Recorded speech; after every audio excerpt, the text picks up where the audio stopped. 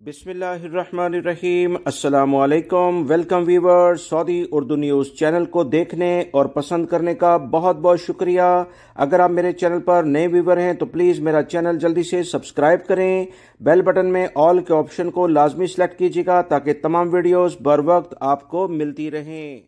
Saudi वजारत सेहत की जानिब से कहा गया है कि इन दिनों स्कूलों में इन्फ्लुएंजा की बीमारी फैल रही है।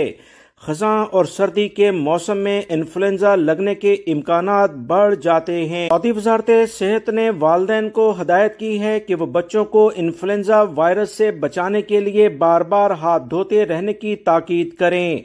सऊदी वजारत सेहत के माहिरीन का कहना है कि खज़ां और सर्दी के मौसम में इन्फ्लुएंजा लगने के मौके बढ़ जाते हैं। स्कूल खुलने पर इनके केसेस में इजाफा रिकॉर्ड पर आ रहा है। बच्चे एक दूसरे से वायरस तेजी से पकड़ते हैं। खास तौर पर 5 से 9 साल के बच्चे इससे ज्यादा मुतासिर नजर आते हैं। इन्फ्लुएंजा की अलामत में यह है कि शदीद बुखार का होना, जिस्म में तकलीफ और सर दर्द होना, कई रोज तक इसका सिलसिला जारी रहना और कभी 2 हफ्ते तक लगातार ये सूरत हाल चलना इन्फ्लुएंजा की निशानियां हैं। बाज़ डॉक्टरों ने मशवरा दिया है कि 6 माह से ऊपर के बच्चों को इन्फ्लुएंजा वैक्सीन की खुराक दी जाए।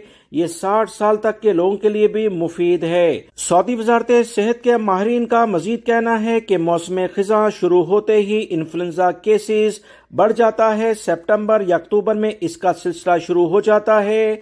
वैक्सीन का असर 14 रोज बाद शुरू होता है। जो मौसम खिज़ां के शुरू होने में वैक्सीन लेते हैं वो इस मर्ज से महफूज हो जाते हैं। लिहाजा वो गैर मुल्की अफराद या सऊदी शहरी जो अपने बच्चों को स्कूल भेजते हैं एहतियात बरतें और बच्चों को बार बार हाथ धोते रहने की ताकीद जैसे वजारत सेहत ने जारी की है वो करें तो बेहतर है। वीडियो लाइक करके शेयर भी कीजिएगा। मिलेंगे मजीद ताज़ा तरीन अपडेट के साथ। अस्सलामु अलैकुम।